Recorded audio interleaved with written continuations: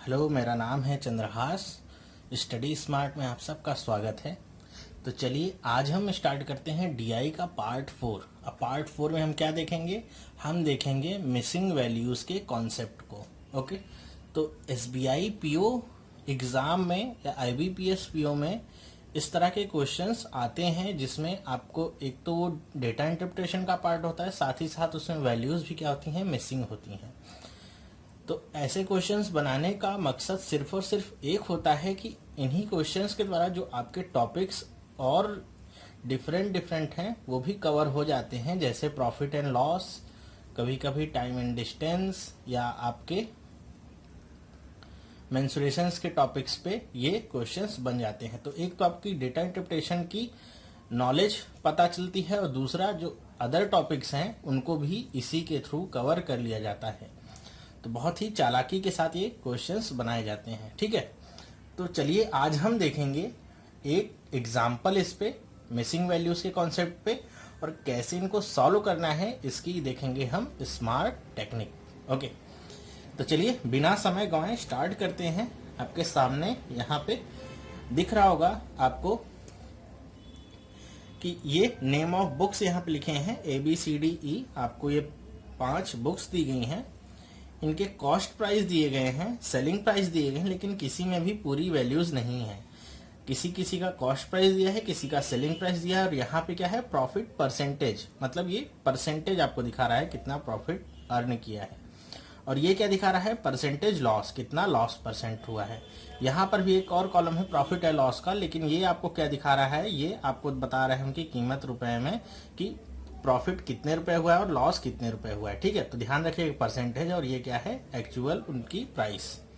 Okay, तो इस तरह के जो भी क्वेश्चंस होते हैं मिसिंग डीआई के, उनके लिए जो सबसे पहला तरीका मैं आपको बताता हूं कि कभी भी ऐसा मत करिएगा। मैंने कई जगह पे देखा है कि लोग पहले जो वैल्यूज मिसिंग हैं उन्हें फिल करने में लग जाते हैं। मतलब जैसे यहाँ पे कॉस्ट प्राइस दिया है, सेलिंग प्राइस दिया है, यहाँ पे देखिए डॉट डॉट दिया गया है, तो उनको वो फिल करने में लग जाते हैं। फिर सोचते हैं उसके बाद क्वेश्चंस को करेंगे तो आसानी से आंसर आ जाएगा।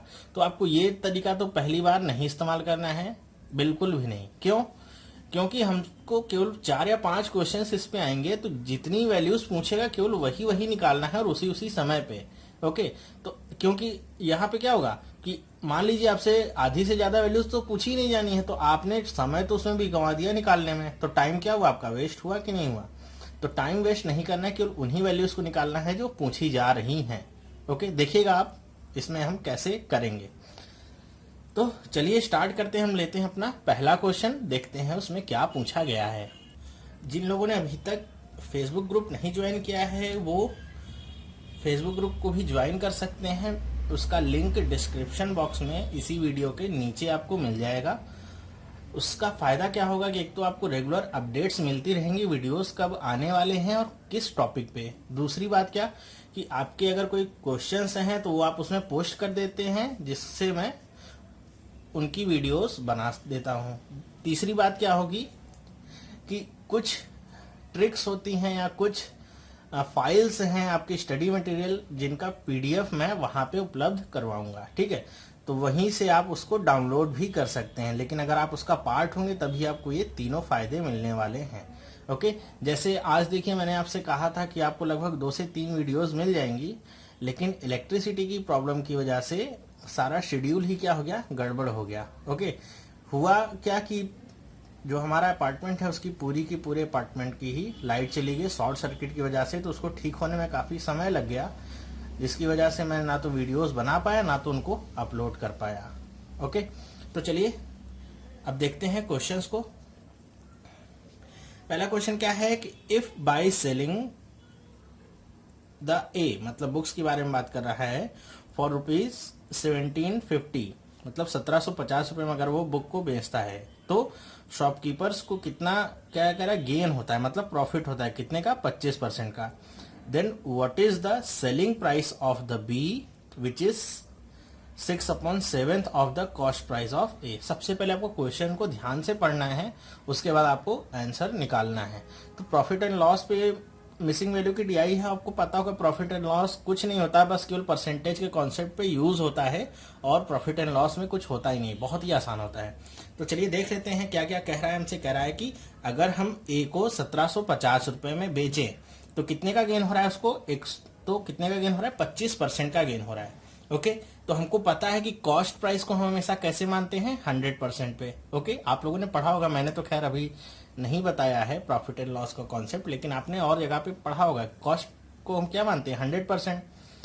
तो टोटल सेलिंग प्राइस क्या हो गई उसकी, 100% प्लस 25%, मतलब 125%। Okay, 125% equal to what, 1750। Okay, तो इसका हम 100% या कॉस्ट प्राइस निकाल सकते हैं। कैसे, बस आपको क्या कर देना है, इसको डिवाइड कर देना है, किससे, 125 से मल्टीप्लाई करना है 100 से। बस इसको आप सिंप्लीफाई कर लीजिए, आपको क्या मिल जाएगी, कॉस्ट प्राइस। कैसे, देखिए 4 टाइम्स चला जाएगा, 5 टाइम्स, और ये 5 3 जा एंड 5 5 जा, ये पूरा कट गया। अब 350 इंटू 4 कितना होता है, ये आपको अगर कैलकुलेशन पता है तो आपको पता चल जाएगा कितना होगा, 1400। तो ये क्या आ गया, 1400, ये आ गई कॉस्ट प्राइस किसकी, ए की। ओके, तो 1400 रुपए क्या है, ए की कॉस्ट प्राइस है। तो क्या कह रहा है कि then what is the selling price of B, आपको बी की सेलिंग प्राइस बतानी, ये बताना है आपको, ये वैल्यू आपको बतानी है, which is 6/7 of the cost price of A. अब कॉस्ट प्राइस इसकी निकल गई, बस इसका 6/7 आपको निकाल देना है, आपका आंसर आ गया। अब देखिए यहाँ पे पेन भी चलाने की जरूरत नहीं, क्यों, 6/7 कह रहे हैं, यहाँ पे क्या लिखा हुआ है, 1400। आपको पता होगा इंटू 6/7 करेंगे तो 7 इसको 2 टाइम्स काट देगा तो कितना हो जाएगा, 200, और 6 का गुणा करेंगे तो कितना हो जाएगा, 200 गुणे 6 1200। तो आंसर इसमें आपको यहीं से मिल जाएगा, क्या, 1200। ओके, अच्छा, जिन लोगों को नहीं समझ में मैंने क्या कहा, मैं करके दिखा देता हूं। क्या, ये आ गई इसकी कॉस्ट प्राइस ए की, कह रहा है इसी का 6/7 प्राइस क्या होगी, इसकी सेलिंग प्राइस होगी। तो हम क्या कर देंगे, 6/7 2 बार में कट जाएगा, 200 इंटू 6 कितना आ जाएगा, 1200। ओके, तो 1200 क्या आ गया, selling price of B.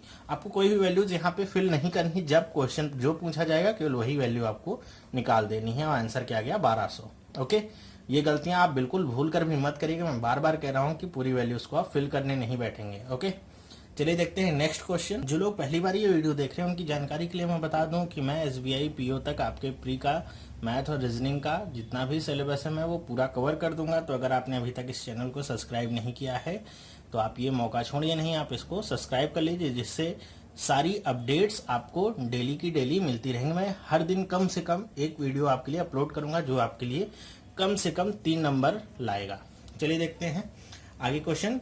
What is the selling price of B if the profit earned is twice that of loss of borne in D. मतलब कह रहा है क्या कि what is the selling price of B.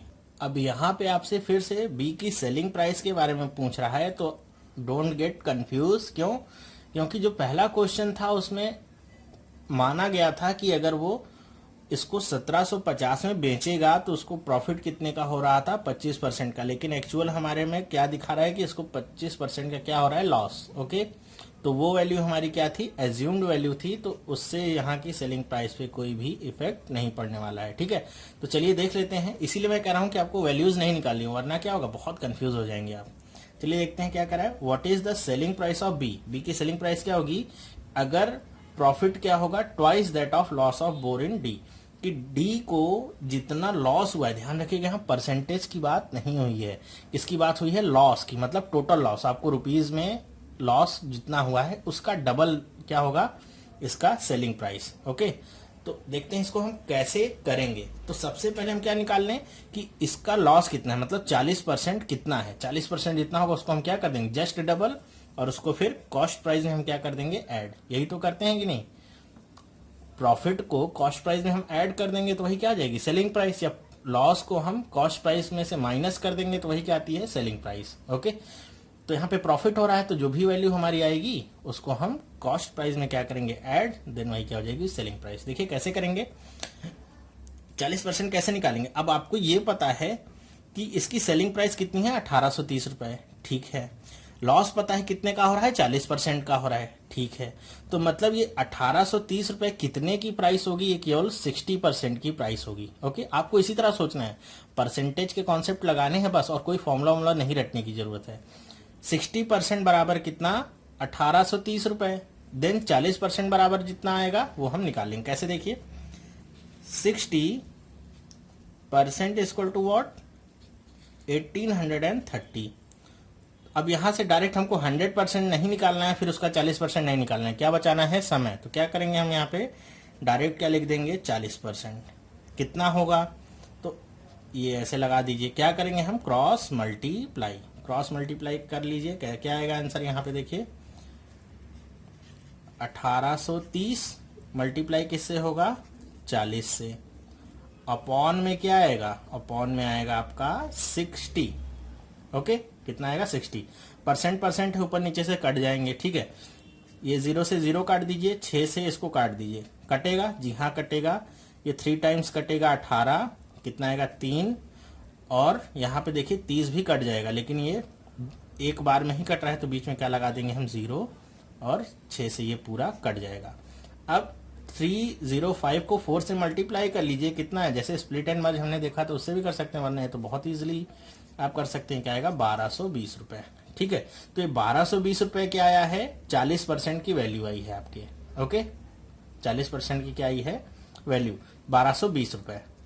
अब आपको क्या कह रहा है कि इसी का डबल मतलब 1220 का डबल, 1220 का डबल क्या होगा, 2440 रुपए। ओके, तो 2440 रुपए आपका क्या आया है, प्रॉफिट, किस पे, बी को बेचने पे। तो इसका सेलिंग प्राइस क्या रहा होगा, इसी में आप इसकी कॉस्ट प्राइस को ऐड कर दीजिए, कितना आ जाएगा, 1500 रुपए।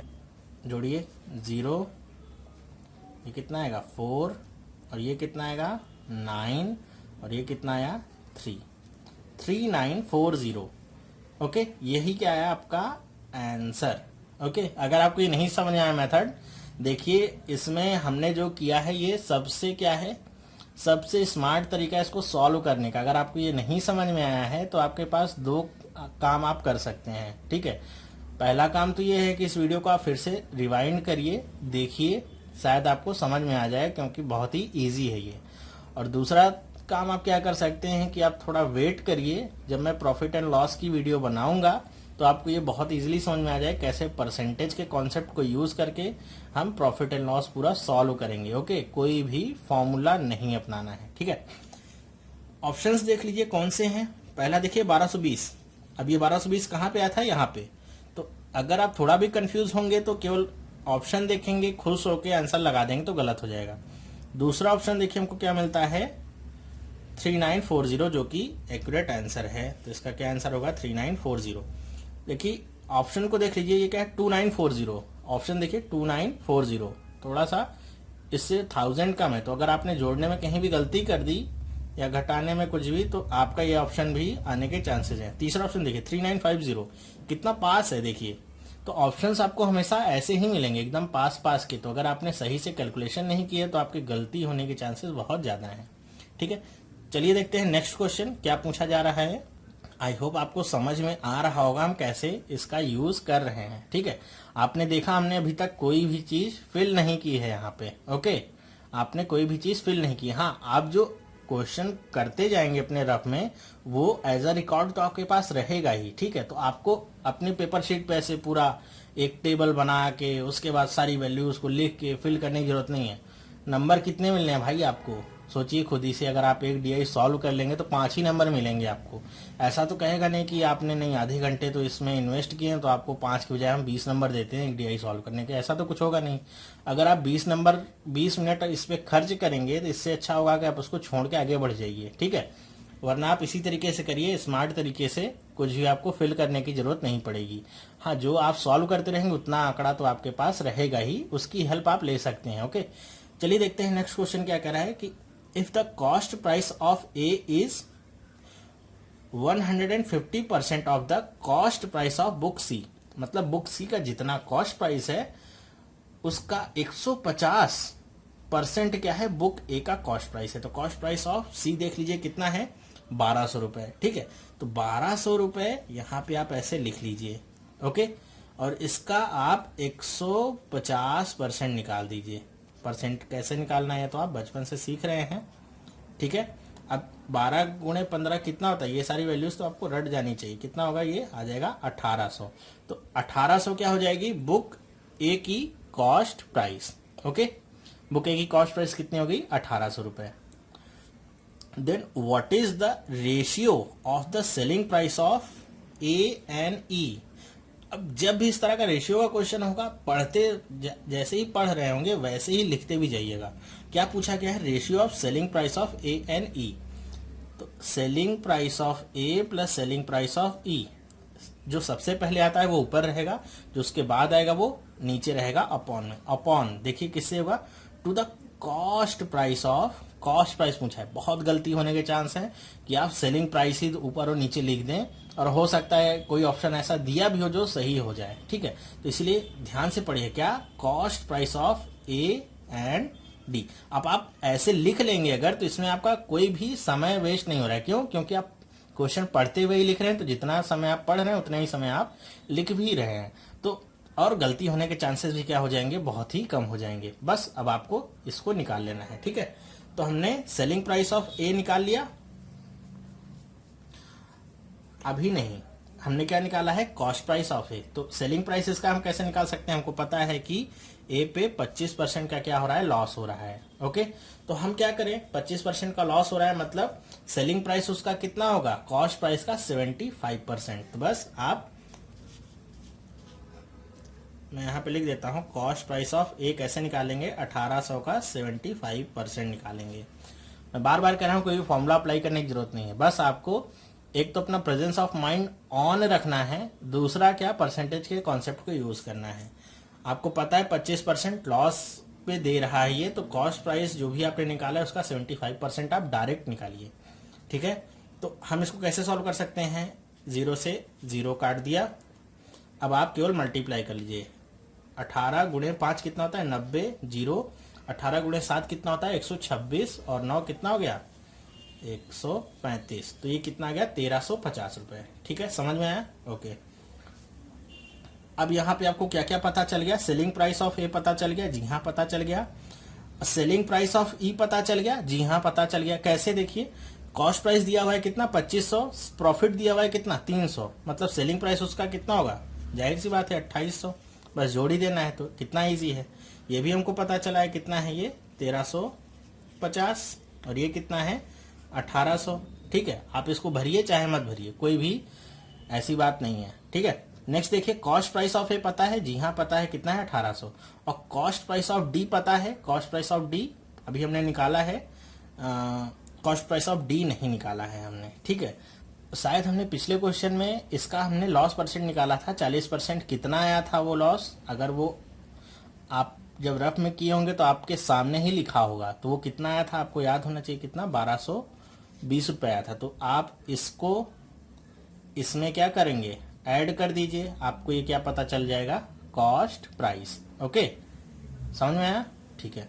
तो कॉस्ट प्राइस क्या होगा, ऐड करिए, देखिए क्या आएगा, 3 and 2 कितना होगा, 5, 18 + 12 कितना होगा, 18 + 12 आएगा आपका 30।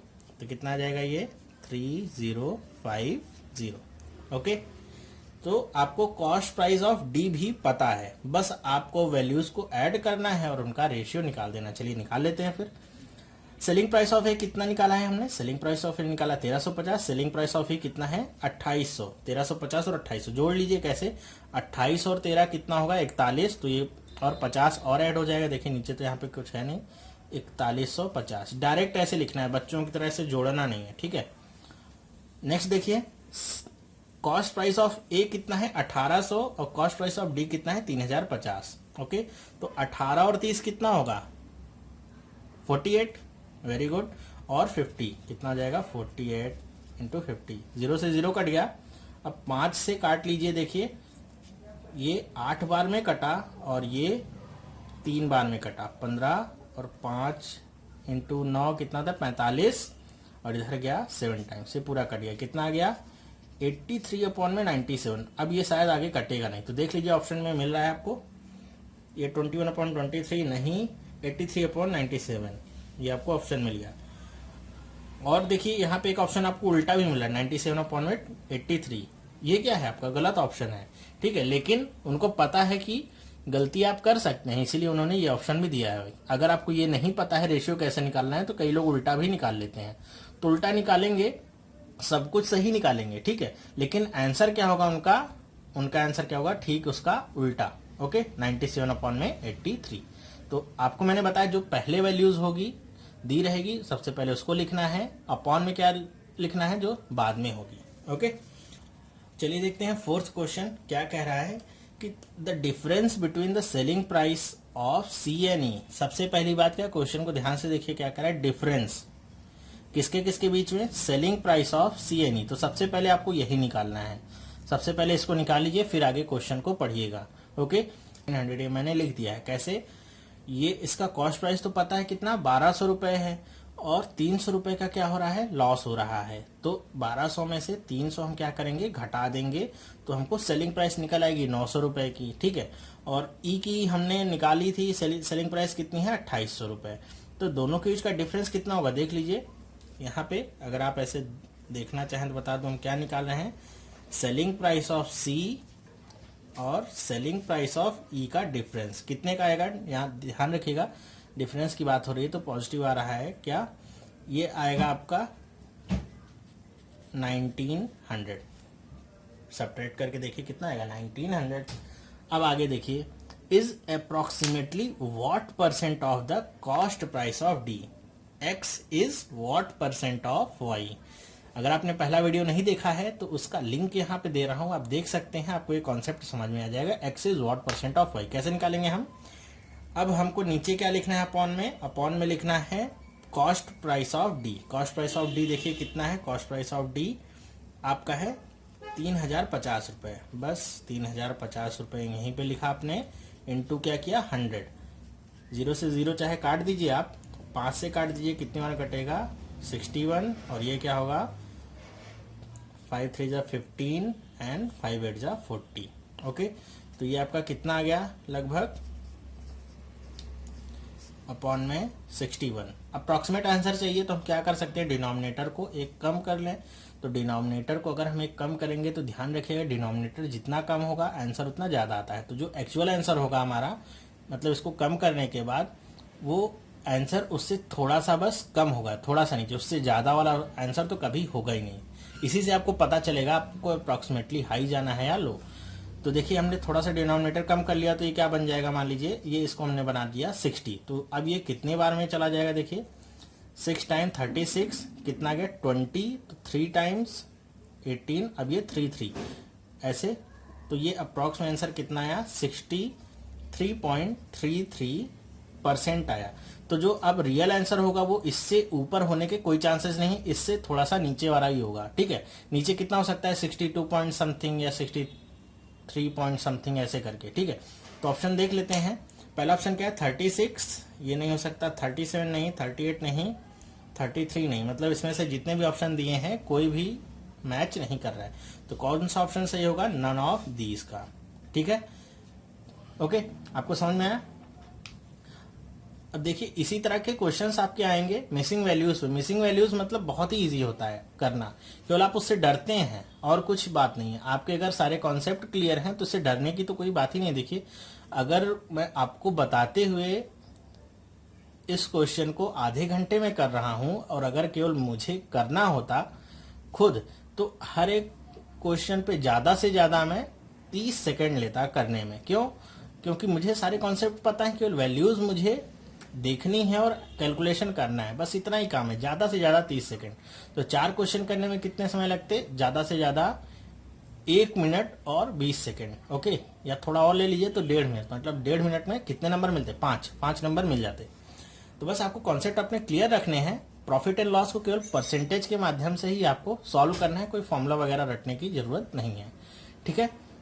तो अगर आपके पास मिसिंग वैल्यूज के और भी क्वेश्चंस हैं जिनको सॉल्व करने में आपको परेशानी आ रही है तो आपसे रिक्वेस्ट है, मेल आईडी भी यहाँ पे नीचे मैं लिख दे रहा हूँ, आप उसमें चाहे तो अपने क्वेश्चंस को मेल कर सकते हैं, या फिर आप फेसबुक ग्रुप में भी जाके उन क्वेश्चंस को पोस्ट कर सकते हैं। और मैं नेक्स्ट टाइम जब वीडियो बनाऊंगा डीआई की, तो आपके क्वेश्चंस को भी सॉल्व करके दिखा दूंगा कि कैसे आप इजीली उनको सॉल्व कर सकते हैं। ठीक है, तो मिसिंग वैल्यू के लिए जो डीआई का ये पोर्शन था आज के लिए इतना ही। नेक्स्ट पार्ट में हम मिक्स्ड ग्राफ को देखेंगे, कैसे उनको हमको सॉल्व करना है। ठीक है, तो आई होप आप सब प्रिपरेशन तो कर रहे होंगे अपनी। अब कुछ लोगों को हो सकता है प्रॉब्लम हो रही हो प्रिपरेशन में, तो अभी उनको थोड़ा टाइम लग सकता है, लेकिन याद रखिए पीओ तक आपकी प्रिपरेशन, अगर आप मेरे वीडियोस देख रहे हैं तो बहुत अच्छी हो जाएगी। क्लर्क के लिए मैं इतनी गारंटी नहीं ले सकता हूं क्योंकि टाइम बहुत कम बचा हुआ है। ठीक है,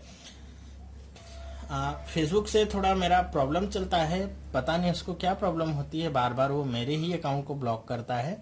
तो इस बार फिर से ग्रुप में पोस्ट करने से मुझे रिस्ट्रिक्ट कर दिया है, तो इसलिए मैं ग्रुप में पोस्ट नहीं कर पा रहा हूं। अगर आपके कोई क्वेश्चंस हैं तो आप सीधे मेरी आईडी पे मुझसे संपर्क कर सकते हैं, वहां पे मैं आपके क्वेश्चंस के आंसर दे दूंगा। ठीक है, तो अब नेक्स्ट पार्ट में हम मिलेंगे मिक्स्ड ग्राफ के साथ।